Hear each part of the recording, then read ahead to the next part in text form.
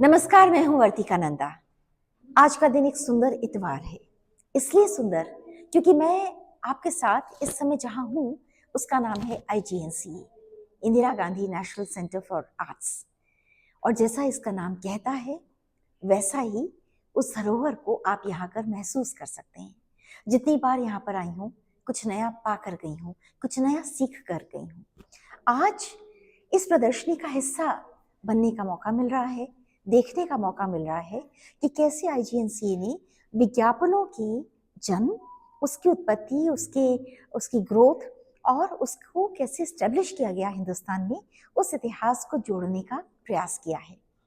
यहाँ से शुरू हुई ये यात्रा और जो मैं देख रही हूँ अभिनेता अजीत ब्रिल क्रीम का एड और उसके बाद श्रीराम लागू और ये एनासिन का एड, टेलीविस्टा, च्यवनप्राश, मर्फी और ये हमारे धर्मेंद्र, फिर अमोल पालेकर, अशोक कुमार और यहाँ पर लक्स की यात्रा।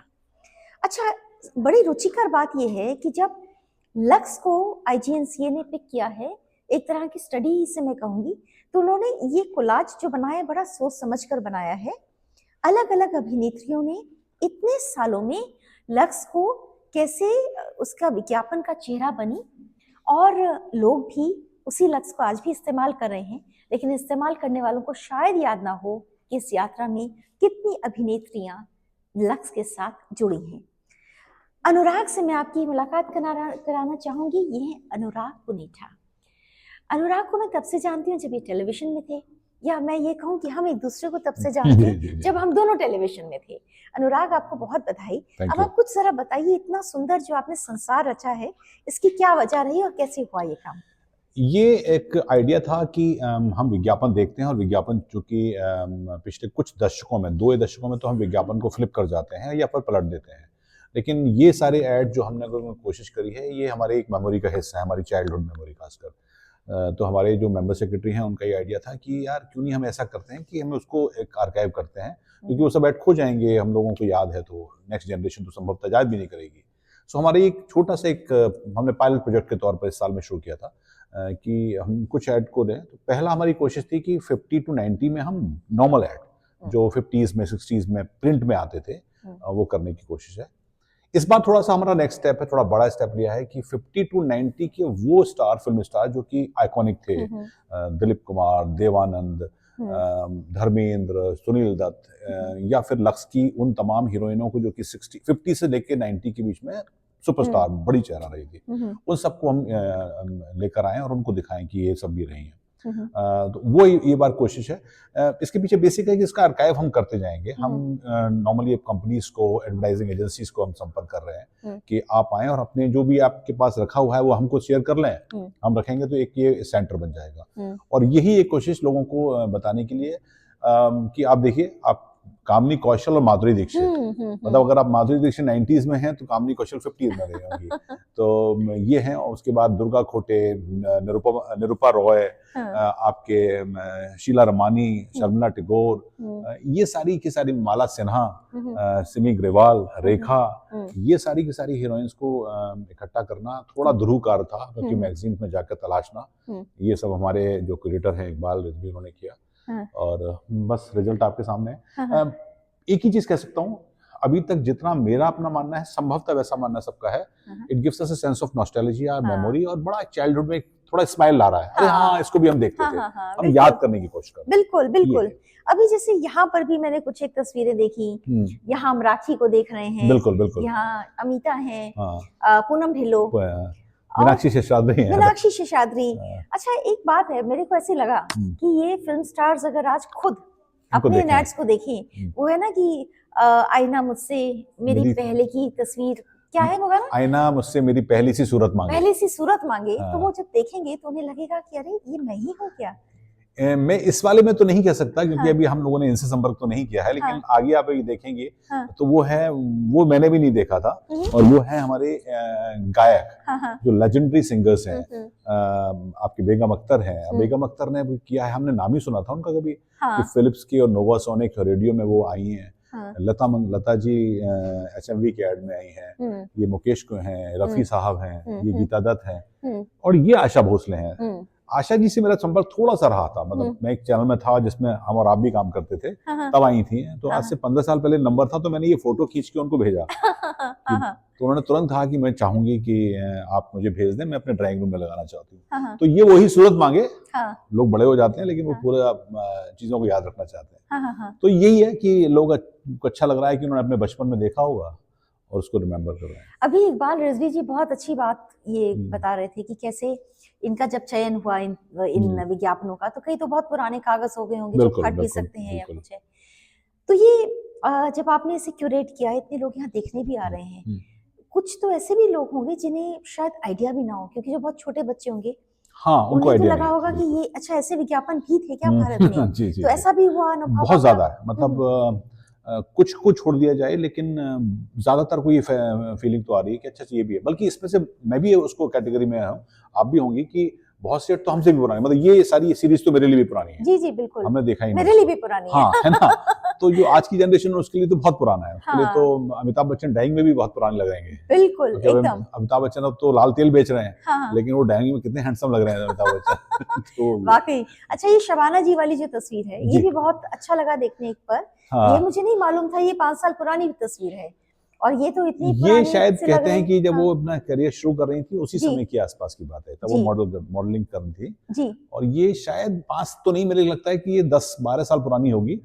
जब उन्होंने ये ग्लास का ऐड किया तो शायद है, लेकिन एक बड़ा डिफरेंस है उनकी शुरुआत के करियर और इस समय के करियर। अच्छा, और अभी आजकल तो धुरंधर की बड़ी बात हो रही है, और अक्षय के पिताजी यहाँ पर हैं, और ये बड़ा अच्छा लग रहा है कि विनोद खन्ना की इस ऐड को भी आपने यहाँ पर रखा है। ये मुझे याद है बचपन में इसका, ये शायद वो उस समय का है जब 80s में वो वापस आए थे रजनीश का आश्रम से। और वो दयावान और उन्होंने कुछ इस तरह की फिल्में करी थी। ये उसी समय का ऐड है, और इसका एक वीडियो ऐड भी आया था। लेकिन अपने आप में अपने जमाने के सबसे खूबसूरत अभिनेताओं में से एक रहे हैं विनोद खन्ना। मुझे इमोशनली एक बात बहुत इमोशनल करी ये बात कि जब चुनाव हो रहे थे पंजाब में, और मैं इनसे मिली कपूरथला हाउस में, और इन्होंने मुझे कहा, जब इंटरव्यू हो गई, बहुत अच्छी इंटरव्यू हुई, उसके बाद उन्होंने कहा कि मेरा बेटा है, वो फिल्मों में आना चाहता है, तो आप कहाँ से पढ़ी हैं, मुझसे उन्होंने सब पूछा। मैं तब NDTV में थी, तो बोले कि क्या आप मेरे बेटे से एक बार बात करेंगी। तो उन्होंने अपने बेटे से अच्छे से बात करवाई, और बहुत रोचक बात करवाई। तो अभी मैं जब ये देख रही हूँ तो मुझे याद आ रहा है कि एक शख्सियत, मतलब हाँ, इन चेहरों को देखने के साथ हम सब के पास किसी ना किसी की कोई ऐसी स्मृति जरूर है जिसको आपने फिर से जिंदा कर दिया है। ये मंदाकिनी है और करमचंद। मैं तो आज भी गाजर खाती हूँ तो करमचंद याद आते हैं। ये बहुत सुंदर है वाकई। मर्फी रेडियो, हेमा जी की साड़ियों का, मतलब उन कहते हैं कि हेमा जी के नाम की साड़ियों की सीरीज लगाई थी। वो हेमा गांधी साड़ियां ही हैं वो पूरी। ये मैंने किसी किताब में भी इसके बारे में पढ़ा है कि कहीं लिखा हुआ है ये बात कि कैसे फिल्म स्टार्स की वजह से कोई चीज अचानक बहुत लोकप्रिय हो जाती है। जरीना वहाब, दीप्ति नवल। वाह। अच्छा, उस समय की एड्स में भाषा भी अलग तरह से लिखी जाती थी, और उसमें बहुत, ये डायरेक्ट ऐड है, बहुत ही डायरेक्ट ऐड है। लक्ष्मी और फिर हाँ बिल्कुल डायरेक्ट ऐड है। जी जी जी। ये वाली जरा इसके बारे में बताइए। ये देखिए, इसको देखकर थोड़ा जब गौर से देखा तो विलेन अपने जमाने की मशहूर खलनायक अमरीश पुरी हैं, और सिगरेट के ऐड में है विस्काउंट फिल्टर। जी जी जी जी। तो ये भी था कि उस जमाने में जो विलेन भी बड़े हो गए थे वो भी विज्ञापन में आते थे। और ये हैं सलमान खान के पिताजी और मशहूर राइटर सलीम खान साहब। सलीम साहब पिछले 60s के दशक में एक फिल्म की थी उन्होंने एज ए हीरो। अच्छा। और कुछ में साइड रोल किए थे। तो ये संभवतः उसी समय का होगा, 62 से 65 के बीच का होगा जी। और उसके बाद फिर वो राइटर बन गए थे, और वो उनकी जावेद अख्तर की जोड़ी तो मशहूर है। तो ये पहचान में देखिए कितने हैंडसम लग रहे हैं। इकबाल जी बड़ी अच्छी बात कह रहे थे, बोले कि जितने लोग भी आए वो इनको नहीं पहचान पाए, और जब हमने कहा तो हैरान हो गए। हाँ, ये सबसे ज्यादा अभी तक अनरिकॉग्नाइजेबल फेस है। इसको भी दिक्कत हुई है अमरीश पुरी को, लेकिन फिर भी लोगों ने पहचाना। पर सलीम खान को नहीं पहचान पाए। और ये हमारे राजेश खन्ना काका जी सुपरस्टार। एक चीज और इंटरेस्टिंग है, आपने लक्स की सीरीज देखी? लक्स की सीरीज में सारी हीरोइन आई हैं, और Lux became the by product of the beauty जी। हिंदुस्तान की सबसे खूबसूरत अभिनेत्रियों में शुमार मधुबाला लक्ष्मणी आई कभी। अच्छा और इन्होंने 55 में ये ऐड किया, वतनी है कोई साबुन था अच्छा गोदरेज का, अच्छा 14 नए पैसे का प्राइस भी लिखा हुआ है, हाँ हाँ उसमें ये ब्रीफली आई थी। हाँ। और लेकिन मधुबाला जी ने वो ऐड नहीं किया। अच्छा ये जरूर देख- इसके पीछे भी कोई कहानी और होगी, कोई कुछ कारण होगा। कहानी हाँ। होगी हो सकती और है। ये पढ़ के भी बड़ा दिलचस्प लग रहा है, 14 नए पैसे। 14 नए पैसे का। आज मतलब इतने सालों में आज ये बात पढ़ने को मिली है। बहुत ही सुंदर आपने ये जो प्रयास किया था, वाकई बड़ा शानदार है। ये भी बड़ी अच्छी लग रही है। ये मधुबाला नहीं, ये माला सिन्हा। माला सिन्हा, हाँ। और ये मिक्सी की ऐड है। मिक्सी के आज की तारीख में आप ऐसी ऐड की कल्पना भी नहीं कर सकते। हाँ। ये मालूम नहीं ये कौन ये है? विजेंद्र घाटगे। ये अच्छा विजेंद्र घाटगे। अच्छा, ओके ओके। विजेंद्र घाटगे, ये विजय हाँ। अरोड़ा है शायद, जो कि मेघनाथ बने थे रामायण में। हाँ हाँ। ये रवि कपूर, क्या नाम है इनका, नाम कुछ है। अच्छा। ये वो है। अच्छा। सलमा आगा, ये सिन्हा विजय। विजेंद्र सिन्हा या क्या नहीं। माला सिन्हा? नहीं, ये उसमें आती थी, अमोल पालेकर के संग आई है। हाँ। माला सिन्हा ही तो है। नहीं, माला सिन्हा तो दूसरी है। अच्छा। विजया सिन्हा, ये विद्या सिन्हा। विद्या सिन्हा, हाँ विद्या सिन्हा, हाँ हाँ हाँ, ठीक है। वाह क्या बात है। और यहाँ भी आपने कुछ एक बड़ी इंटरेस्टिंग बात बताई रामायण वाली ऐड को लेकर। हाँ, ये एक रामायण कॉर्नर कह सकते हैं। हाँ। अरुण गोविल शूटिंग शॉटिंग, अरुण गोविल, दीपिका चिपलिया, कंबाइंड एचएमवी के में रामायण की कुछ एचएमवी को लॉन्च किया था रामन सागर ने, वो भी ग्वालियर शूटिंग। और ये दोनों साड़ियों के ऐड में है दीपिका जी। क्या बात है। हम लोग रामायण और महाभारत को जर्नलिज्म के स्टूडेंट्स को जब पढ़ाते हैं कि कैसे इसने पूरे नैरेटिव को भी चेंज किया और लोगों को हिंदुस्तान की संस्कृति से किस तरह से जोड़ा। तो उसमें एक बड़ा इंटरेस्टिंग है कि जब रामायण का प्रसारण होता था तो लोग कैसे अपने सर को ढककर बैठ जाते थे और आरती उतारते थे टीवी सेट की, और दोनों की एक फिक्स्ड इमेज हो गई थी। तो आपने उस इमेज को थोड़ा सा एक अलग रूप भी दिया है। मेरे ख्याल है कि अरुण गोविल भी देखेंगे तो उन्हें बड़ा। आज हमने बात करी है अरुण जी से, हमने कोशिश किया था कि इस बार बुला लें, लेकिन पार्लियामेंट सेशन के बाद चलते नहीं आ पाए जी। बट उन्होंने हमारे ये वाला फोटो, ये ऐड तो ले लिया है और मेरठ में, लेकिन देखिए कोशिश करते हैं जनवरी में उनको बुलाने की, फिर से उनको दिखाएंगे कि आपने ये कोशिश करी है। तो हम सब जिस उम्र के दौर से हमेशा गुजरते हैं, उसमें हमेशा कुछ मेमोरीज होती हैं जो हमारे दिमाग में दर्ज होती हैं। उन यादों में एक हिस्सा विज्ञापनों का भी है। अखबार की दुनिया, न्यूज़ की दुनिया ये अपना एक हिस्सा बनाती है, लेकिन विज्ञापन हमारी जुबान पर चढ़ जाते हैं, हमारे दिल की साथ जुड़ जाते हैं।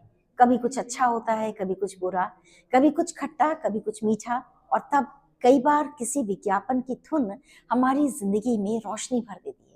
उस रोशनी को जिंदा करने का काम IGNCA ने किया। अनुराग, बहुत अच्छा लगा आपसे बात की और इन तस्वीरों को देखा। आपका बहुत बहुत शुक्रिया। आपका भी शुक्रिया देखने के लिए, आने के लिए और हमारे काम को सराहने के लिए। बहुत शुक्रिया।